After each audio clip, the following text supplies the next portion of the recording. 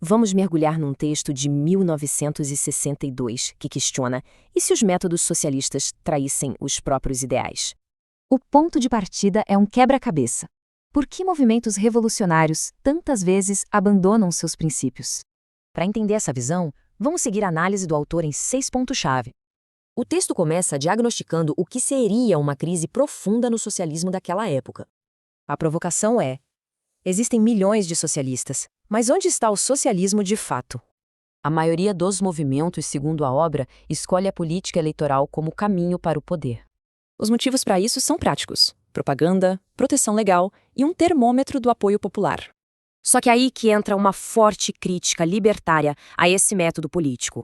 A política não seria uma ferramenta de mudança, mas sim uma arma para atrasá-la. Para o autor segue um roteiro: das promessas ao povo à traição dos ideais. O sistema parlamentar, com seu ritmo lento, acaba esfriando a paixão por mudanças reais e rápidas. O texto chama a política de ação indireta, uma arte focada só em obter e manter o poder. A alternativa seria a ação direta, mudança imediata feita pelo povo sem intermediários políticos. Então, o ponto central é esse: uma coisa é lutar pelo poder, outra é lutar pela emancipação. Uma via cria pessoas responsáveis, a outra, massas obedientes, manipuladas por líderes. O livro usa o marxismo como principal estudo de caso de uma teoria corrompida por seus métodos. Isso vos leva a uma pergunta fundamental: a opressão pode, em algum momento, gerar liberdade? A primeira contradição apontada estaria na dialética, a ideia de que o conflito gera progresso. O erro seria supor que uma ditadura do proletariado, opressora por natureza, possa criar uma sociedade livre. Porque, nessa perspectiva libertária, a opressão só pode ser mãe de mais opressão. A segunda crítica é ao materialismo, que acabaria por desvalorizar a pessoa, o indivíduo. E, por fim, o autoritarismo, visto como a receita para a corrupção e abuso de poder.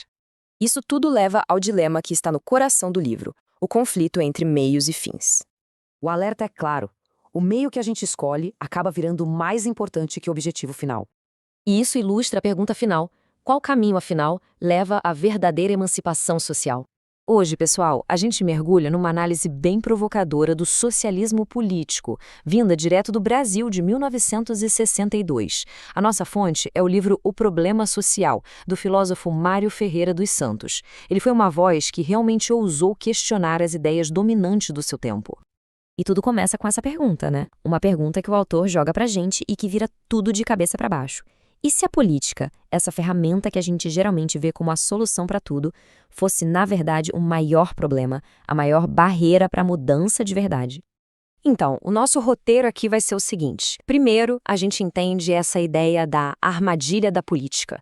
Depois, vamos ver qual é a alternativa libertária que ele propõe.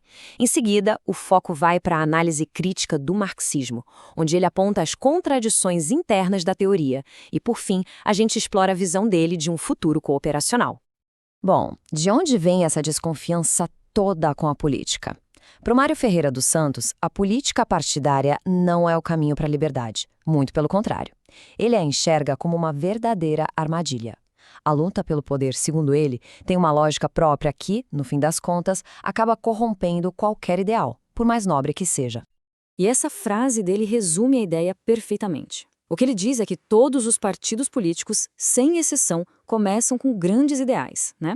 Mas, no caminho, eles ficam obcecados com uma única coisa: conquistar e manter o poder. A máquina política vira o objetivo final, e aqueles fins grandiosos que justificavam tudo, bom, eles acabam ficando para trás. Essa inversão fica super clara aqui. De um lado você tem os fins, a emancipação humana, o socialismo; do outro, os meios para chegar lá: poder, partidos, burocracia. Na visão do autor, os meios não só se tornam mais importantes, mas eles acabam substituindo completamente os fins. A ferramenta vira o propósito. Certo. Se a política é essa armadilha, qual seria a saída, então? E é aí que a gente chega na alternativa proposta por Ferreira dos Santos. Uma ideia que tem raízes bem profundas na tradição do socialismo libertário: a ação direta. Mas o que é exatamente essa tal de ação direta? Para ele, é a transformação social que é feita pelas próprias pessoas, sem políticos ou partidos no meio do caminho como intermediários. Sabe, é a mudança que nasce da iniciativa da galera, focada em resolver os problemas de verdade aqui e agora. A diferença é gritante quando a gente compara as duas. A ação direta é sobre iniciativa própria, com foco total nos fins. Já a política, que ele chama de ação indireta, é sobre representação e o foco acaba sendo os meios. Para Ferreira dos Santos, uma cria pessoas responsáveis e criativas, a outra cria massas de manobra que só obedecem líderes. Com essa base toda montada, o autor vira sua artilharia para o que ele considera o maior exemplo do socialismo político que deu errado: o marxismo. Para ele, o marxismo é a encarnação perfeita daquela armadilha política que ele descreveu lá no começo. E a conclusão dele é brutal, sem meias palavras. Ele argumenta que a aplicação do marxismo no mundo real é um desmentido categórico da sua própria teoria. Ou seja, em vez de libertação, o que se viu na prática, segundo ele, foi exatamente o oposto do que foi prometido. Tá, mas como ele chega a uma conclusão tão forte assim? Ele usa um método que ele batizou de análise decadialética, para mostrar o que ele via como as falhas internas do marxismo, falhas que levariam à sua autodestruição. Calma, não se assuste com o nome, a gente vai simplificar isso. Ele divide a crítica dele em três partes principais. Primeiro, uma contradição na própria filosofia. Segundo, uma na sua forma de funcionar na prática.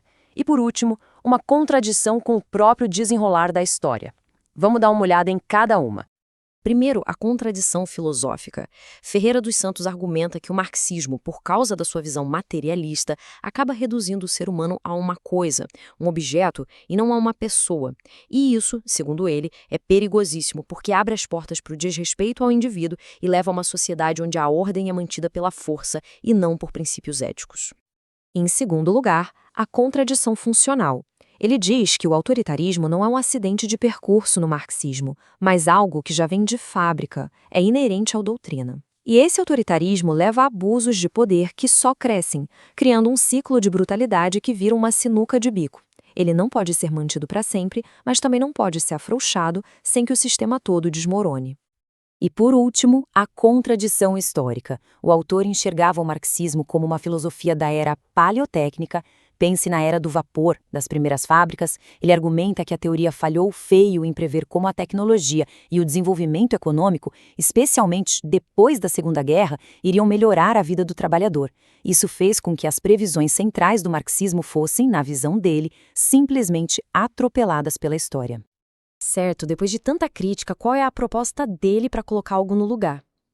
Agora a gente entra na visão de futuro de Ferreira dos Santos, uma sociedade que não é construída com base no controle do Estado, mas sim na cooperação voluntária entre as pessoas. E para provar que isso não era só um sonho distante, ele traz um dado que, na época, era impressionante. 800 milhões, esse era o número de pessoas envolvidas em cooperativas no mundo todo quando ele escreveu o livro. Para ele, era a prova viva de que uma alternativa real, fora do Estado, já estava acontecendo. E este quadro aqui resume a diferença de uma forma cristalina. De um lado, o socialismo político, controle do Estado, uma estrutura que vem de cima para baixo e que resulta em burocracia. Do outro, o socialismo cooperacional que ele defendia, baseado na iniciativa dos trabalhadores, com uma estrutura que sobe de baixo para cima e que resulta na administração direta, feita pelas próprias pessoas. E no fim a gente fica com essa pergunta que ecoa por todo o livro e serve para qualquer um, independente da ideologia. O dilema é atemporal. Em qualquer projeto para tentar criar um mundo melhor, como a gente garante que as ferramentas que usamos nessa construção não acabem destruindo exatamente aquilo que a gente sonhava em criar? É uma reflexão e tanto, né?